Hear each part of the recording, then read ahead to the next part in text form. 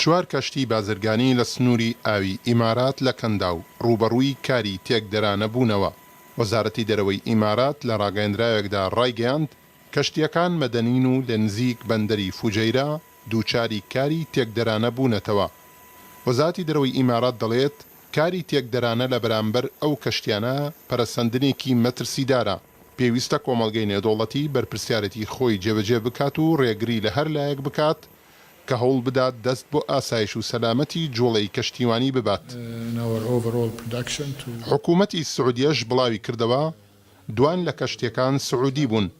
خالد فالح وەزیری وزە و پیشەسازی سعودیە ڕایگەیاند هێرشی تێکدەرانە کرانە سەر 2 کەشتی سعودیە لە سنووری ئاوی ئیمارات و یەکێک لە کەشتیەکان بەڕێگەوە بوو بۆ بارکردنی نەوتی سعودی لە بەندەری ڕەئس تەنورە بۆ گواستنەوەی بۆ ئەمریکا و هێرشەکە زیانی زۆری بە کەشتەکان گەیاندووە. وەزیری وزە و پیشەسازی سعودی ڕووداوەکەی سەرکۆنە کرد و ڕایگەیاند ئەم هێرشە هاتوچۆی دەریایی ئازاد و ئاسایش و هەناردەکردنی نەوت بۆ بەکارهێنەران لە هەموو جیهاندا دەکاتە ئامانج. بەحرین و میسریش ڕووداوەکەیان بە پێشاتێکی ترسناک ناوبرد و هاوشێوەی ئیمارات داوایان لە کۆمەڵگەی نێودەوڵەتی کرد سەلامەتی جوڵەی کەشتەکان لە ڕێڕەوە ئاویەکاندا بپارێزێت.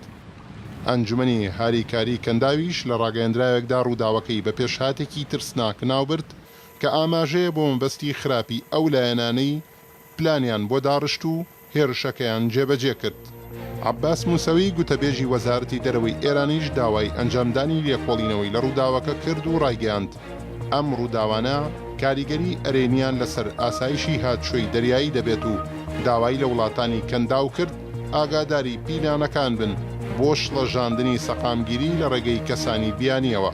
هەرچەندە ڕووداوەکە زیانی گیانی لێ نەکەوتوەتەوە بەڵام شوێن و کاتەکەی هەستیارە ئەوەش بەهۆی زیادبوونی گرژەکان لە نێوان ئەمریکا و ئێراندا.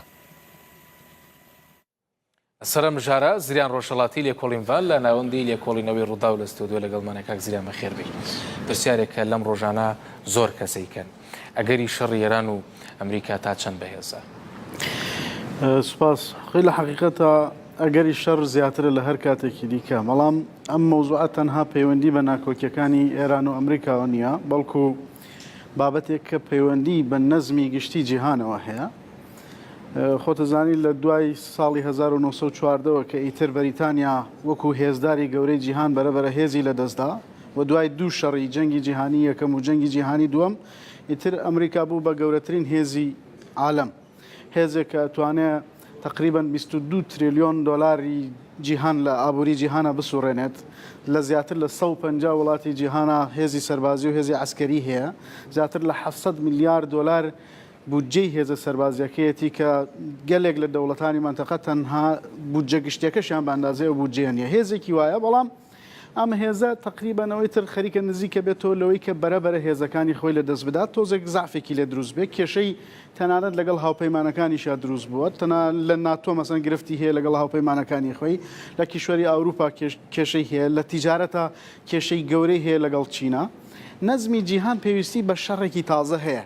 ئەم شەڕە ئایا لە ئێران ڕوادات، لەگەڵ ئێرانان ڕوادات، لە کۆریای باکوور ڕوادات، لە دەریای چین ڕوادات، یاخود لە شوێنێکی دیکەی لە ڤەنزوێلا ڕوادات، لە نێو کیشوەری ئەمریکا ڕوادات. ئەوسیانە کامیان ئەگەری بەهێزەیە؟ ئێستا حالیان ئەوەی کە زۆرتر گەیشتوتە مەرحەلەی تەسعید حەقیقەت مەسەلەی ئێران و ئەمریکایە، بەڵام هەر یەک لەم ناوچانە پۆتانسیێلی ئەویان هەیە کە ڕێگا بۆ شەڕێکی گەورەی جیهانی بکەنەوە. شەڕەکە لەسەر ئەوەیە کە کێ وەکو هێزداری گەورەی عالەم بمێنێتەوە. ئێران تەگەرە بۆ ئەمریکا دروستەکە لە ڕووی دروستکردنی موشکی بالستی، لە ڕووی دەسوەردان لە ناوچەکە، لە ڕووی دروستکردنی هێزی پرۆکسیۆ لە منتیقەکە، لە ڕووی هەوڵدان بۆ بەدەستێنانی چەکی ئەتۆمی. کۆریای باکوور بە هەمان شێوە لە ڕووی ئەمنیەتیەوە کێشە دروستەکە بۆ ئەمریکا. چین لە ڕووی بازرگانی و لە ڕووی سەربازیەوە کێشە بۆ ئەمریکا دروستەکە. پاشە ڕەوشەکە گەشتێتە ئاستا ئەمریکا B52 بنێرێتە قەتەر، کەشتی لینکەڵن بنێرێتە کەنداو. ئێستا بۆچی ترەمپ داوای دانووساندن لە ئێرانەکە؟ دەڵێ ڕقم ژمارە تەلەفۆنەکەم لە سویسرا بۆ بەجێشت. مشکلەکە لەوە نییە کە ئێران ئامانجی سەرەکی ئەمریکا ئەوە نییە ئیلا لە ئێران بدات. ئامانجی سەرەکی ئەمریکا ئەوەیە کە نەزمی جیهانی لە ئاراستەی بەرژەوەندیەکانی خۆیان دروست بکات و جا ئەمە بە دانووسان دروست ببێت، بە تەسلیمبوونی ئێران دروست ببێت، یاخود بە شەڕ بێت. من پێم وایە کە ئەمە ڕێکارێکن، بەڵام هێشتاش تقریبا لە مێژووی مرۆڤایەتی و تاوەکو ئێستا لە 500 ساڵی ڕابردووشەوە تاوەکو ئێستا هەر 100 ساڵ جارێک 120 ساڵ جارێک شەڕێکی گەورەی جیهانی دروست بووە و ئەم شەڕەش بووە دوای ئەوە ڕێگەی کردوتەوە بۆی کە نەزمی جیهان جارێکی دیکە سەر لە نوێ شکل بگرێت. بەڵێ واشنگتن پێویستی بە دانووسان هەیە لەگەڵ ئێرانەکە داوایەکە. بێشک ئەمریکا پێویستی بە دانوستان لەگەڵ هەموو لایەنەکان هەیە و یەکێک لە ئامرازەکان دانوستان یەکێک لە ئامرازەکان بۆی کە تۆ هێزەکانی دیکە لە چوارچەوەی سیاسەتەکانی خۆتا ئاراستە پێ بدەیت. زۆر باشە. لە سەرم خێنە سەر ڕووداوەکەی فوجەیرە لە ئیمارات چۆن لە ئەو هێرشە ڕوانی لە جۆری هێرشەکەەوە گومان دەکرێت کێبێ؟ خۆی لە حقیقەتە بەر لە هەموو شتێکە بێت سەیری جۆری هێرشەکە بکرێ. ئەو هێرشە تقریباً هێرشێکە کە زیانێکی زۆر گەورەی بەدواوە نەبووە. ئەگەر دەوڵەتێکی وەکو ئێران لە پشتی ڕووداوەکە بێت ڕەنگە ئەمە بە هۆکاری زیاتر هۆشداری پێدان بێت، یعنی هێرشێک بێت لە چوارچەوەی هۆشداری پێدانە. ئەگەر دەوڵەتی ئێران لە پشتی ئەم مەوزوعە بێت. ئەگەر دەوڵەتی ئێران نەبێت هەندێک گروپێک بنکەوە لەسەر خۆیانەوە کردویانە بە شێوەی سەربەخۆ میشیان کردبێت، دیارە کە گروپێکن کە یا چەکی زۆر بە قووەتیان نییە یاخود تەجروبەی ئەویان نییە کە بتوانن شتێکی وا بکەن کە زیانێکی گەورە بەو کەشتیانە بگەێنن. حقیقەت ئەوەی کە من لێکی ئەدەمەوە و ئەوەی کە بە گوێرەی پێدراوەکان هەن لە ئینا گومانەکان لەسەر بەهۆی لێدوانەکانی خودی بەرپرسانی ئێرانەوە گومانەکان لەسەر ئێران زیاتر ئێستا لە منتیقا یا لانی کەم وا ئەکەوێتەوە کە دنیا بە تایبەتی ئەمریکا و وڵاتانی عەرەبی ئەمە وەکو کارتێک بۆ تۆمەتبارکردن و گۆشەگیرکردنی زیاتری ئێران بەکاربێن. سەبەبەکە چییە؟ سەبەبەکە ساڵی ڕابردوو ئەگەر لە بیرتان بێت حەسەن ڕۆحانی سەرکۆماری ئێران قسەیەکی کردوتی ئەگەر ئەمریکا ڕێگە نەدات ئێمە نەوت بنێرینە دەرەوە ئێمە تەنها خۆ گەروی هورمزمان بەدەستەوە نییە، شوێنی دیکەشەیە توانین کە لەوێوە ڕێگە بگرین لەوەی کە نەوت بچێتە دەرەوە و ئێستاش بەرپرسانی ئێرانی بەردەوام جەخت لەوەکەنەوە. ئەم ئامانجشکەوە ئەم هێرششکەوە کراوە یەکێک لە ئامانجە سەرەکیەکانی ئەمنی ترانزیتی وزەیە، گواستنەوەی وزەیە کە ئێستا ئێران ینی ئاوە هەرێمیەکان ئەوەندە ئەمنیەتیان لاوازە گروپی لەو شێوەی هێرش ئەنجام بدەن. ئەم ئاوە هەرێمی ئەو شوێنی کەوا تێدا کراوە شوێنێکە کە بە دەریای ئازا دەگاوە، شوێنێکە کە ئێران دەتوانێت دەستی پێ بگا، غیری ئەوە شیعەکانی وڵاتانی کەنداوە توانن دەستیان پێ بگەن و غیری ئەوە ئەلقاعیدەش لە ڕێگەی پاکستانەوە توانێت دەستی پێ بگا. یعنی ئەمە حسابی ئەمانە هەموویە بکرێ. ئەم سێ گروپە هەرێکیان کاندیدن بۆی کە میشیان کرد بێت و ئەم کردەوەیانە کرد ئەنجامدا بێت. باشە قسە لەسەر کوردستان بکەین. چۆن کاریگەریە بێ ئەم گرژیانی نێوان ئێران و ئەمریکا و ئەگەری شەڕیش کاریگەریانە بێ لەسەر کوردستان؟ لە حقیقەتە ئەگەر شەڕێک دەربکەوێت کوردستان ئارام نابێت، بەشی بەر لە هەموو شتێک بەهۆی ئەو کێشمەکێش و ململایانی کە ممکنە لە بینی هێزەکانی ئەمریکا و شیعەکانی عێراق بەشێک لە شیعەکانی عێراقا دروست ببێ یاخود ئەو ململایانی کە لە بینی بەش شیعەکان بۆ خۆیانە دروست ببن، ئەمە بێگومان پرشکی ئاگرەکەش بەس کوردستانەکەوێ. خاڵی دووەمیش ئەوەیە کە من پێم وایە هەرچەندە کە هەندێک لە هێزە کوردیەکان پەیوەندی بە هێزیان هەیە لەگەڵ ئێرانە، بەڵام لە دوجارە ئەو هێزانە بە قازانجی ئەمریکا خۆیان یەکلاکەنەوە چونکە توانای ئەوەیان نییە بەرامبەر ئەمریکا بۆستن. بەڵام ئەگەری ئەوە زۆرە کە هەندێک لە گروپەکانی وەکو کە نزیکن لە ئەلقاعیدە جارێکی دیکە ڕەوانەی کوردستان بکرێنەوە مەسلەی تێکدانی ئەمنی کوردستان لە ڕێگەی گروپە تێرۆریستیەکانەوە جارێکی دیکە بکرێتەوە هەموو ئەگەرەکان ئامادە کردووە بەم حاڵەتەی کە جەنابیش باسی. حقیقت من پێم وانە پێما بە هەندێک کێشە و کەم و کوڕی هەیە بەر لە هەموو شتێک بەرپرسانی هەرێمی کوردستان پێیان وایە شەڕ ڕوو نادات.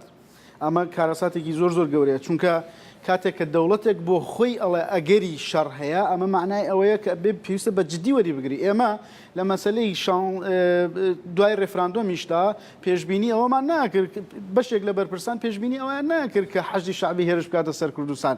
من بەبیرم دێ کە هەر لە تەلەڤیزیۆنی ڕووداوە کاتێک کە مناقەشەی ئەوەمان کرد کە احتیمالی ئەوە هەیە کە حەجی شعبی هێرش بکات، ڕخنەیەکی زۆرم بۆ هات کە چۆنی تۆ باسی ئەوە کە احتیمالە حەجی شعبی هێرش بکات.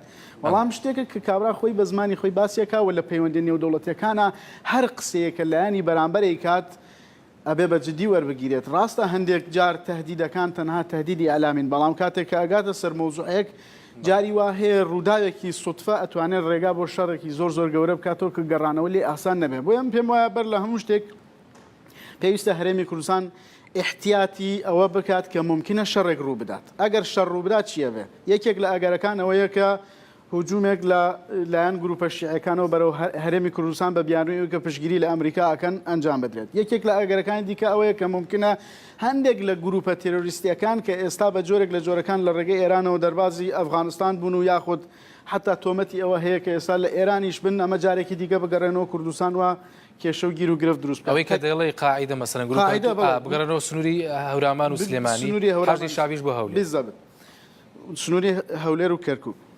خاڵێکی دیکەش ئەوەیە کە ناکۆکی سیاسی ناوخۆیی هەرێمی کوردستان ئەتوانێت تونتر بکاتەوە بەڵام وەکو پێم وتی لە ئاخر دقە ئەگەر بگاتە شەڕ من پێم وایە هەموو هێزە کوردیەکان ئەوانەی کە ئێستا ئاکتۆری سەرەکین سەرڕای ئەوەی کە ململانەی توندیشان هەیە لەگەڵ یەکە دوجار ئەمانە لە قازانجی ئەمریکا خۆیان یەکلاکەنەوە نەک لە قازانجی ئێران یاخود هەر هێزێکی دیکەی منتیقەی لێرەدا مەسلەی گرنگە ئەوەیە کە هێزی کوردی بەر لە هەموو شتێک پەلەیەوە خێرایەکی زۆر تون بکرێت لە مەسلەی یەکخستنی هێزەکانی پێشمەرگەی کوردستانە استراتیژی کوردی بۆ شەڕ ئەبێ استراتیژی شەڕێکی ئاسیمەتریک بێ کورد ناتوانێت شەڕی بەرەی بکات لەبەرەوەی کە ئێمە تۆپ و تانک و تەیارەمان نییە حقیقەت هێزێکە توانێت شەڕی بەرەی بکات کە ڕێگەی بە دەریای ئازاد هەبێ هێزێکە توانێت شەڕی بەرەی بکات کە تۆپی هەبێت تیارەی هەبێ موشکی دوورهاوێژی هەبێ ئێمە هێشتا ئەمانە هیچیمان نییە بەڵام لە باشترین حاڵەتە ئێمە ئەتوانین کە شەڕی ئاسیمەتریک بێ شەڕی پارتیزانی بێ و پێم وایە بەهۆی ئەو